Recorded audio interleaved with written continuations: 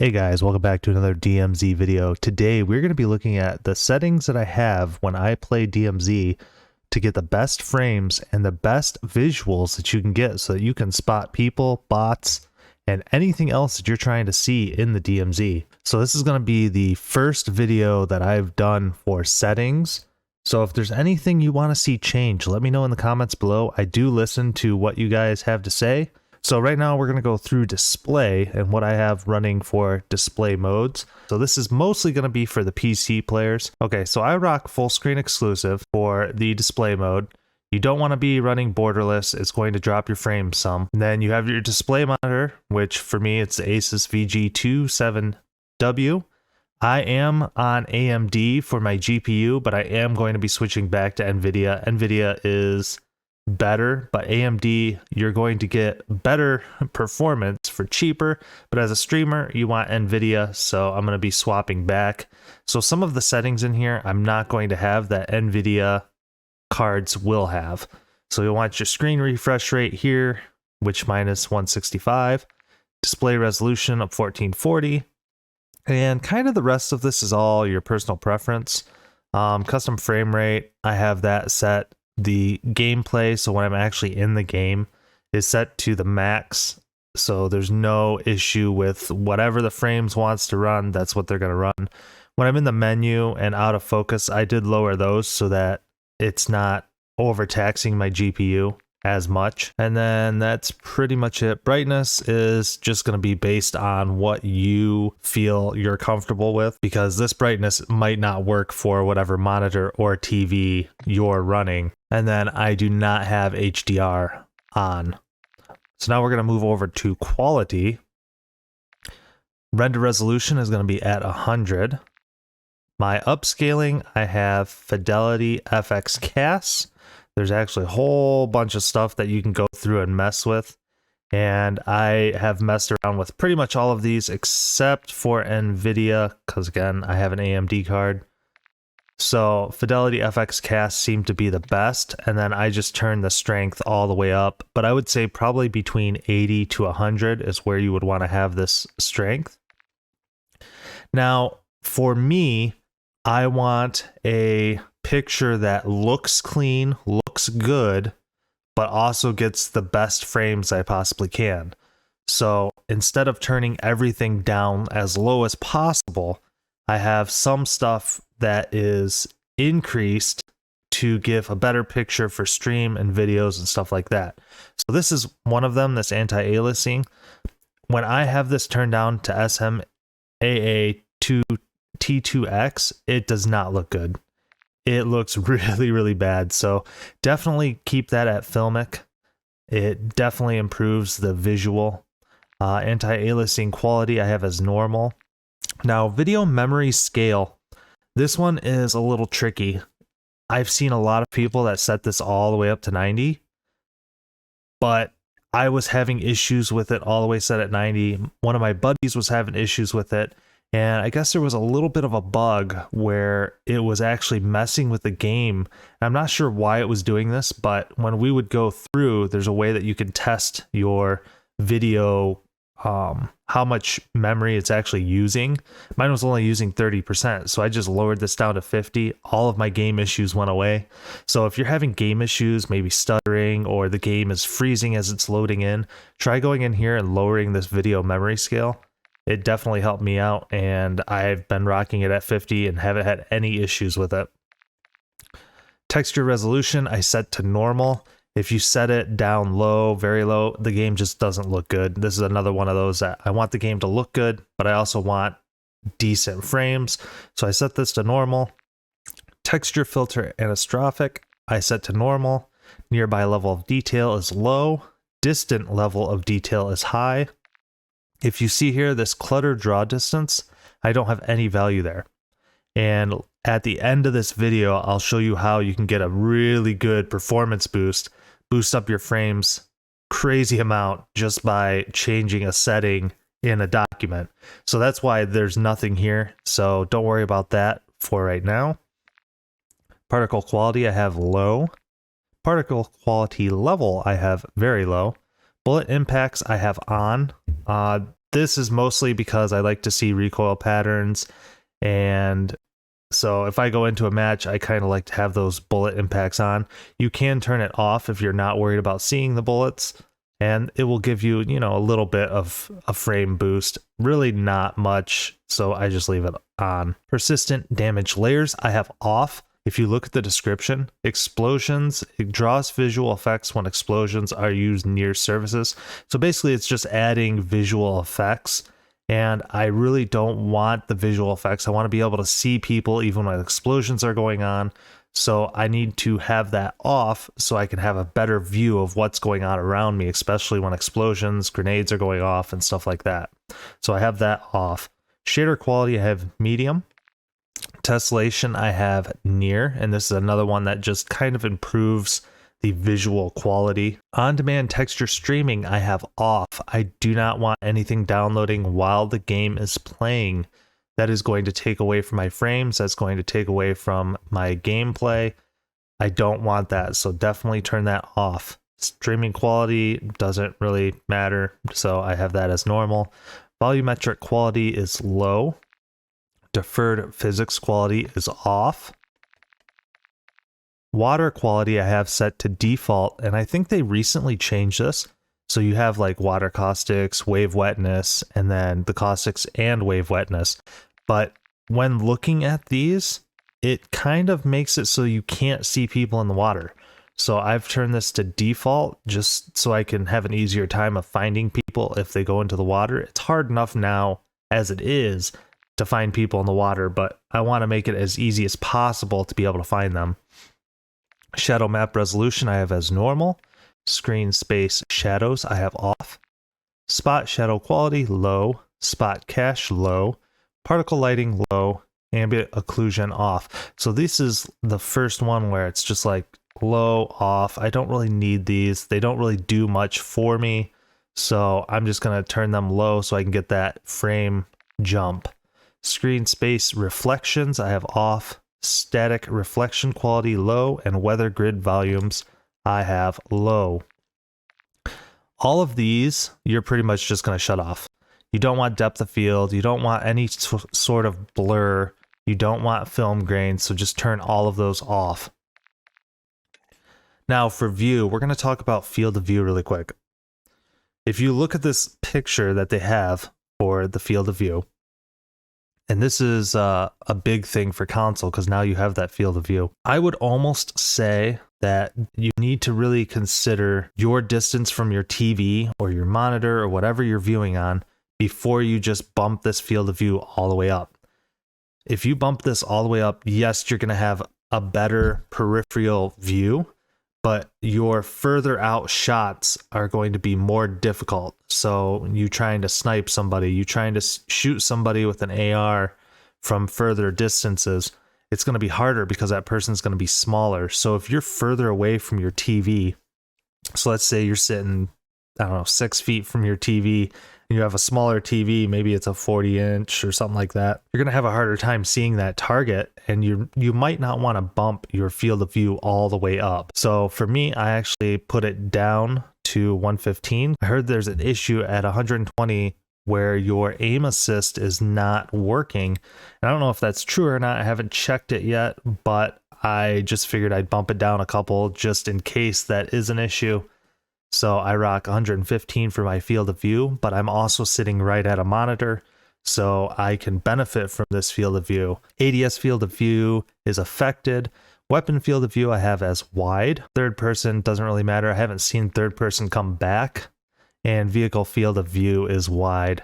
Then down here with your camera movement, you want that as least as possible, which is going to be 50%. And then default spectator camera I have set to game perspective instead of helmet because helmet camera is just really, really stupid. All right, we're going to look at audio now. And a lot of this is going to be based on your preferences, your equipment that you have. So for instance, in the audio mix, if you're on headphones, you will probably want to click headphones or headphone bass boost. That's another one that you can go for. It just depends. You know, play around with this, see which one is better. I'm not too good with the audio stuff, so it just depends on which one sounds best to you. In the volume settings, I have master volume set to 100. Music volume I have completely turned off. Gameplay music and cinematic music are both 0. You don't need the music behind you while you're trying to listen to footsteps or anything else, so just turn music completely off. You don't need it. Dialogue volume I have set to 30. Effects volume I have set to 100 because that is where your footsteps are going to be and your gunfire, everything like that. You want to be able to hear that really, really well. So I have that turned all the way up. Voice chat volume, I have that turned down. I just turn that down as low as possible to where I can still be able to hear them talk, but not be able to hear all the other noise and still be able to hear the footsteps. The only other thing that I would say with this is my microphone mode I have pushed to talk.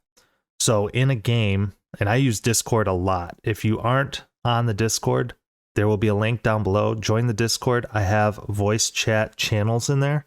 Join one of those, get a group in there, and just talk through Discord and have like push to talk as your mode, because this way other teams aren't going to hear you. They're not going to hear what you're planning, what you're doing. They're not even going to hear you when you get around them. And that is a big benefit when playing. Other than that, I have reduced tinnitus sound on, because with it on, it's more of a dull sound instead of a really high-pitched noise. And I already have issues with my ears. I don't want this high-pitched noise. I'd rather have it, be dull, and it's definitely a lot better. Juggernaut music I have off. Hit marker sound effects I also have off, because if I'm shooting somebody and I'm hearing that thud in my ear, I might not hear his teammate come up behind me. So I want that sound off. I want to be able to know if somebody's coming up behind me or anything like that. Now at interface, everything's pretty much default, except I went into color customization. I changed it to filter 2. So if we look here, we can actually see kind of what it looks like. See, it just makes the colors like a little bit brighter. Very, very minimal, but it does make a difference. So I do filter 2, color filter target I have as both, and then I turn both of these up to 100. Your interface colors, you can change these if you want. There's a bunch of colors in here. I didn't really mess with them, but you can go in through here and mess with those colors too if you want. Make sure your minimap shape is square. And then if you want, you can go into telemetry. This is where you'll find your FPS counter and all these other different settings that you can put on, which I have packet loss, server latency, and FPS on, just because I want to know if something's happening, with the server or anything like that. Aside from that, we'll go into controller really quick, and we'll just kind of look really quick at my settings. I do play mostly on controller. I am not very good on mouse and keyboard. Maybe if I get more time, I'll learn it.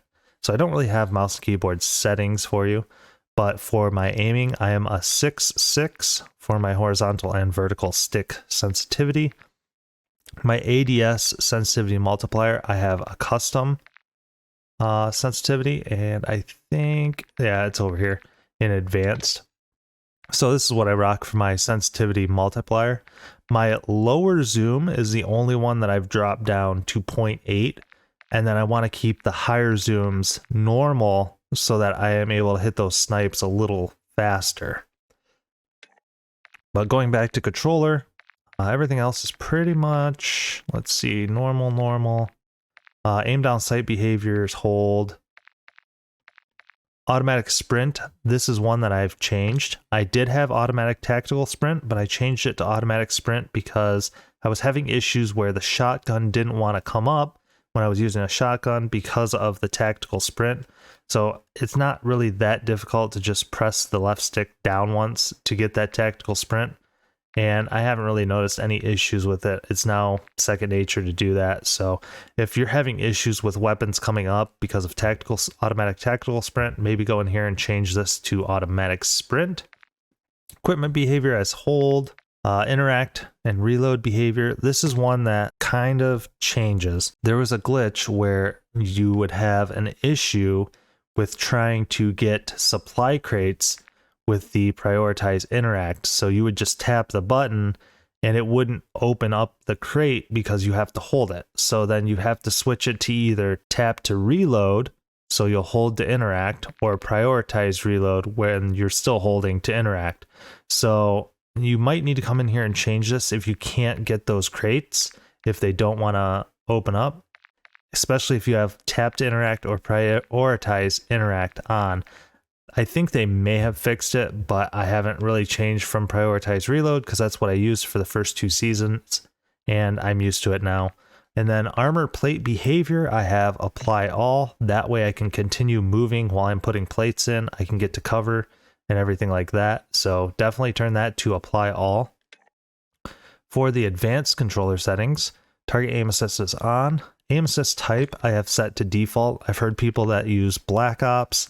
So, but I also heard that Black Ops got nerfed and I just stuck with default. Aim response curve is dynamic, and then the custom sensitivity I have here, which I've already showed you. The dead zone is going to be based on your controller. So I have to have this 0.08. For me, I rock a Elite Series 2 Xbox controller and they're garbage. Don't ever buy one. Out of the box, they come with stick drift. So that's why it's so high. You shouldn't have to set it this high. If you are, you might need a new controller. Left trigger and right trigger, I have these set as low as possible. That way it's very minimal input when you click the controller or when you click the trigger. I don't really mess with the gyro stuff. The rest of the stuff I didn't really mess with, I don't think. The invert slide and dive behavior I did change. Sliding has just not been very useful. So I would rather be able to dive, dive into cover and everything like that. So I changed this. When I tap the slide button, it automatically dives and I have to hold it to slide. It works out great. Diving is the better way to go over sliding. So you want to use that with just a tap instead of a hold. Okay, so now we're going to look at some game settings in Windows. So we're going to go down here into the search bar and we're going to type in game mode. And you'll see game mode settings here. You'll click that. And you want to make sure game mode is on. This is going to optimize your PC. It definitely helps improve your frames while you're playing. So you'll definitely want to keep that on. And while we're in this screen, you want to go over to Xbox Game Bar. Okay, so what Xbox Game Bar does, it puts a whole bunch of stuff running in the background that you really don't need. It's going to slow down your PC. Go ahead and shut that off. All right, the next thing we're going to do is we're going to go back down here and we're going to type in power and sleep settings. And then we're going to go over to additional power settings. Okay, so once we get into the power plans, if you have high performance, go ahead and select that. Most people will be on balanced, and that's nice. That works, but you want the high performance. That way you're going to be having better performance, but you're probably going to use a little bit more energy. It'll be all right. If you have ultimate performance, go ahead and select that here, but you want either high performance or ultimate performance to get the best frames. Okay, now we're going to do a little bit of an advanced performance increase. So what you're going to do, you're going to want to go into documents, and then go to Call of Duty, Players, and then you want to look for this Options 3 COD 22. And then you'll want to open that up in Notebook. And here you'll have a whole bunch of settings. This is actually all of the settings that you'll have in your graphics settings and stuff like that. So you can actually change everything from here. But there's a couple things that we're going to look at and change to improve our performance that little bit more. Okay, so the first thing we want to do, we want to hit Control F and then type in thread. All right, that's going to bring up down here our thread count for handling job queue. So we want to set this number that I'm highlighting right now to the actual amount of cores that you have on your CPU. So if we go into our task manager and then we go to performance, we can see right here, my cores are 8. So right here in the cores spot, it's 8. So that's what I'm going to have there. I already have it marked, but that's what you're going to have. If it's 12, you'll put 12. If it's 10, you'll put 10. Whatever your core count is, that's what's going to go right there. All right, so next thing that you're going to do, you're going to hit Control F again, and then you're going to do clutter. And remember that little value that was not in our settings in game? This is where you're going to change that and lower it all the way down to the minimum number. So when you put it on low in game, it sets this number right here to 5,000. So what you want to do is select that number in between these two quotations and change it to this number, this 100. That is the least value that you can have on the clutter, and that's going to help improve your frames drastically. So you'll just copy this number, paste it in between these. So whatever number is here, it's probably going to be 5,000 or 2,500 if you have it on low. You're going to change it to 100. And that's going to help improve your performance. After you do that, you're just going to go to File, you're going to go to Save it, make sure it's all good, and then you can close out and load into your game. All right, that's going to do it for settings for right now. If there's anything you want to see different, or maybe you want to see things explained a little better, let me know in the comments below. Like I said, this is my first settings video, so hopefully this helps you guys out. That is my goal with playing DMZ, and I will see you guys tomorrow for doing the Heated Madness blueprint. As you see, I have all of them sitting here ready to go. Friday, tomorrow, 7 o'clock Eastern time. I will see you guys there.